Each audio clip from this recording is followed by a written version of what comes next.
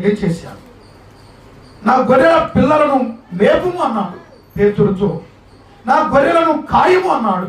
నా గొర్రెల పిల్లలను ఆ మేపుము, కాయము, గొర్రెలను కాయము, గొర్రెలను మేపుము అనే మాటలు పేతురు చెప్పాడు. అయ్యా, నేను ప్రేమిస్తున్నాను. నన్ను ప్రేమిస్తున్నావా? నీవే ఎరుగుదువయ్యా, నువ్వు సమస్తం ఎరుగుదువయ్యా అని అంటున్నాడు. అవును, నన్ను ప్రేమిస్తున్నావా? నేను కూడా, దేవుడు నన్ను కూడా ఒక మాట అడుగుతున్నాడు. నన్ను ప్రేమిస్తున్నారా అని అడుగుతున్నాడు. ప్రేమిస్తున్నారా? ఆలోచన చేయండి. ఆయనను ప్రేమించేవారు కావాలి. ఆయన వాక్యమును ప్రేమించేవారు కావాలి. ఆ ప్రభువుని ప్రేమించేవారు కావాలి. ఆయన వాక్యాన్ని ప్రేమించేవారు కావాలి. ఆయన సంఘాన్ని ప్రేమించేవారు కావాలి. ఆయన సన్నిధిని ప్రేమించేవారు కావాలి. లోకాన్ని ప్రేమించవద్దండి. లోకమంటే శరీరాశ, నేత్రాశ, జీవడంబం, అది నరకానికి తీసుకెళ్తుంది. దేవుని ప్రేమించండి, దేవుని సన్నిధికి వెళ్ళండి అని వాక్యం చెప్తుంది. ఆయనను ప్రేమించుదాం. నువ్వు ఎవరిని ప్రేమిస్తున్నావు? లోకాన్ని ప్రేమిస్తున్నావా? సతాన్ని ప్రేమిస్తున్నావా? శరీరాశులు ప్రేమిస్తున్నావా? నేత్రాశులు, జీవనభాన్ని ప్రేమిస్తున్నావా? దేవుణ్ణి కాక వేరొకరిని ప్రేమిస్తున్నావా? ఆలోచన చేయి. ఈ ఉదయకాలంలో నన్ను ప్రేమిస్తున్నావా అని అడుగుతున్నాడు ప్రభు. అవును ప్రభువా, నీవే ఎరుగుదువు. నేను ప్రేమిస్తున్నాను సంగతి నీకు వెరుగుదు అయ్యా. నీకు సమస్తం ఎరిగినవు, తెలుసు నీకు. అవును, ఆయన సమస్తం ఎరిగిన వాడే. యోహాను సువార్త 2వ అధ్యాయము 24వ వచనం, 25వ వచనం చదువుతున్నాం. యోహాను సువార్త 2వ అధ్యాయము 24, 25 వచనాలు చదువుతున్నాం.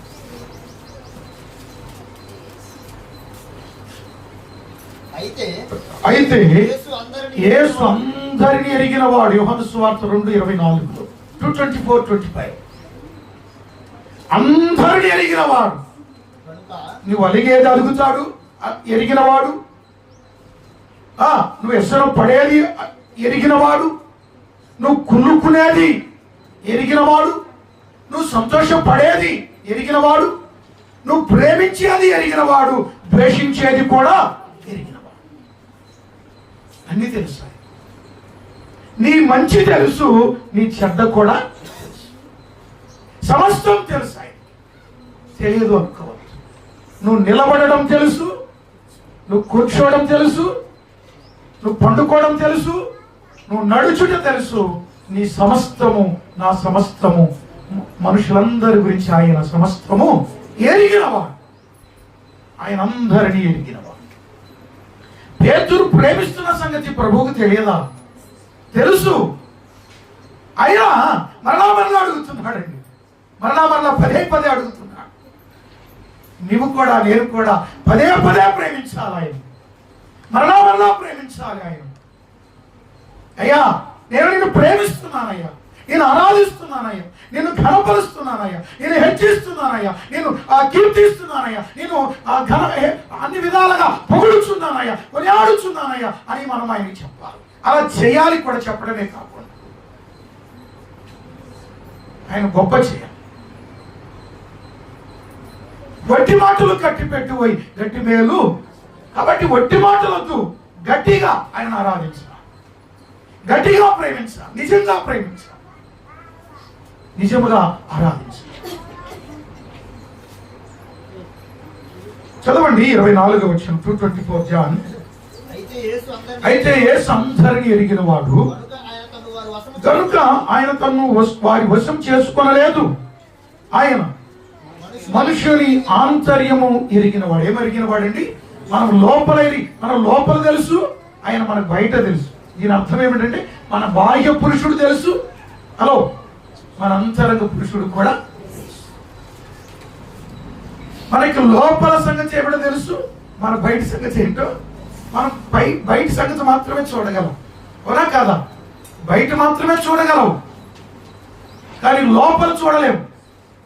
ఆయన లోపల చూస్తాడు, బయట చూస్తాడు. లోపల చూస్తాడు, బయట చూస్తాడు.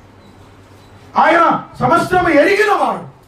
పేతురు ప్రేమిస్తున్న సంగతి తెలుసు ఎరిగిన వాడే.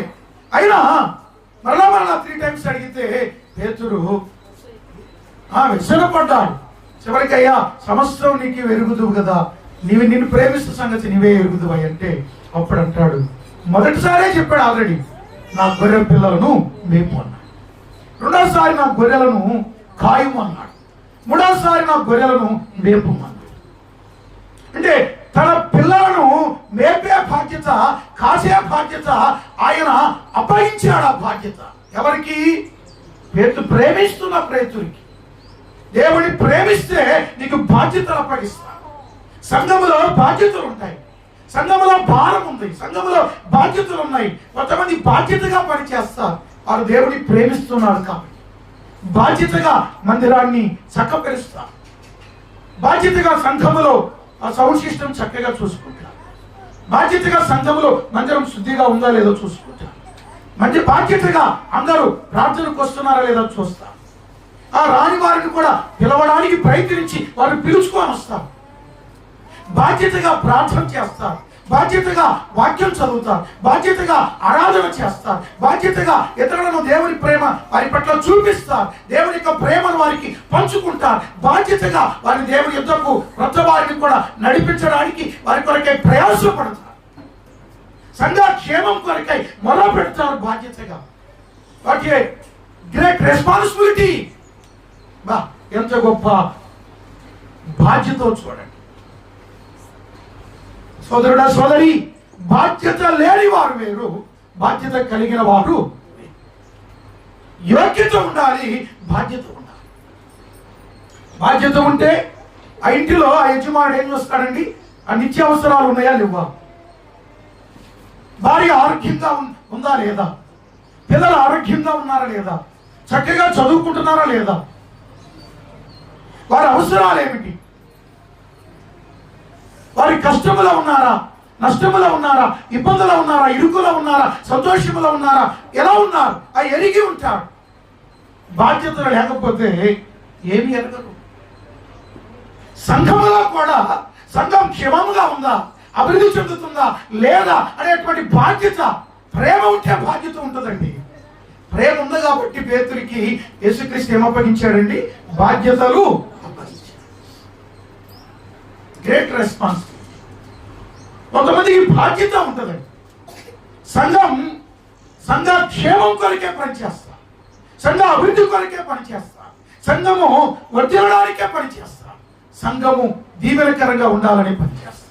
ఎదుటి వారు రక్షణ కొరకు పనిచేస్తారు, వారి కొరకు ప్రార్థన చేస్తారు, వారిని స్వార్థ చెప్తారు, వారిని నడిపిస్తారు దేవుని సన్నిధికి. బాధ్యత ఉంటుంది. ఏముంటుంది? బాధ్యత ఉంటుంది. వింటున్నావా? బాధ్యత లేని వారు ఎందుకు వస్తారో ఎందుకు వెళ్తారో తెలియదు, ఏం చేస్తారో ఏం చేయరో కూడా తెలియదు, ఎందుకు తింటారో ఎందుకు తినరో కూడా తెలియదు, అంటే వారు ఏ పని చేస్తారో ఏ పని చేయరో కూడా తెలియదు. అర్థం చేసుకోండి, అవునాక? బాధ్యత లేని వారు, బాధ్యత లేని. అప్పుడప్పుడు ఒక్కొక్క ఆమె అంటుంది, అయ్యా ఆయన ఉన్నాడు కానీ అసలు ఏ బాధ్యత, ఉన్నా ఒకటే లేకపోయినా ఒకటే అంటున్నారు. ఎందుకని? బాధ్యత లేనివాడు. దేవుడు బాధ్యత అప్పగించాడు. సంఘములో నీకంటూ ఒక బాధ్యత, రక్షణ ఇచ్చాడు, బాప్తిజం ఇచ్చాడు, ఆరాధన చేసే ఆ క్రమం ఇచ్చాడు. బాధ్యత కలిగిన వారిగా వాక్యాన్ని ప్రేమించే బాధ్యత ఉండాలి. వాక్యాన్ని ప్రేమిస్తే వాక్యం చదువుకుంటావు, వాక్యాన్ని ప్రేమిస్తే వాక్యాన్ని వింటావు, వాక్యాన్ని ప్రేమిస్తే వాక్య ప్రకారం నడుచుకుంటావు, గైకొంటావు, వాక్యాన్ని అనుసరిస్తావు, ఇతరులకు వాక్యాన్ని ప్రకటిస్తావు. బాధ్యత, ప్రేమ, లవ్, దేవుని ప్రేమ. ఎవరో ఒక ఆయన అన్నాడు, అంటయ్యా నీకు లవ్ ఉందంటే లవ్ కొంచెమే కానీ మరి ఎక్కువ ఏముంది? కొవ్వు ఎక్కువ ఉందంటే. ఏముందంట? లవ్ కొంచెం అంట, కొవ్వేమో ఎక్కువ అంట. లవ్ తక్కువ అయిపోయింది, కొవ్వు ఎక్కువ అయిపోయింది. ఎలాగంటే అలాగైతే కొలెస్ట్రాల్ పెరిగింది. ఇంగ్లీష్లో తిడితే ఏమనుకోరు మీరు, ఏంటి కొలెస్ట్రాల్ బాగా పెరిగిందంటే నన్ను ఇంకేమంటలేదు, కొంచెం కొలెస్ట్రాల్ టాబ్లెట్ తీసుకోవాలనుకుంటాం. కానీ కొవ్వు ఎక్కువైంది అన్నాం అనుకో, తెలుగులో తిట్టులాగుంది కదా. ఆ తెలుగులో పదం అదే ప్రభు, ఇంగ్లీష్లో కొలెస్ట్రాల్ పెరిగిందా, కొలెస్ట్రాల్ ఎక్కువైందిగా నీకు అని అంటే ఏం బాధపడవు. కొవ్వు ఎక్కువైంది కంటే ఏమంటావు, నన్ను అంటావా, నీకు ఎక్కువైంది అంటావు, నీకు ఇంకా ఎక్కువ అంటావు. చూడండి, దేవుని పట్ల ప్రేమ పెరగాలి, సంఘం పట్ల ప్రేమ పెరగాలి, వాక్యం పట్ల ప్రేమ పెరగాలి, ప్రార్థన చేయడానికి మోకరించడానికి ప్రేమ పెరగాలి, దేవుని కొరకై జీవించడానికి పరిచర్య చేయడానికి ప్రేమ పెరగాలి. సంఘానికి ఒకరి పట్ల ఒకరికి ప్రేమ, దేవుని సేవకుల పట్ల, దేవుని పెద్దల పట్ల, దేవుని పిల్లల పట్ల ఒకరికి ఆ ప్రేమ ఇంక్రీజ్ అవ్వాలి. డిక్రీజ్ కాదు, డిక్రీజ్ అని తగ్గకూడదు, ఇంక్రీజ్ అవ్వాలి, పెరగాలి. ప్రేమిస్తున్నావా అన్నాడు. చివరిగా ఒక వచనం చదవండి. చాలా సంగతులు ఉన్నాయి కానీ మనం ప్రభు చిత్తం అయితే మరొకసారి ఈ పాఠాన్ని మరొకసారి మరికొన్ని విషయాలు వింటాము. కానీ ఇప్పుడు ఒక వచనం చెప్పండి. రోమాపత్రిక అధ్యాయం 8:28 వచనం. రోమా 8:28. దేవుని ప్రేమించు వారికి అనగా ఆయన సంకల్పం చొప్పున పిలువబడిన వారికి మేలు కలుగుటకై సమస్తమును సమకూడి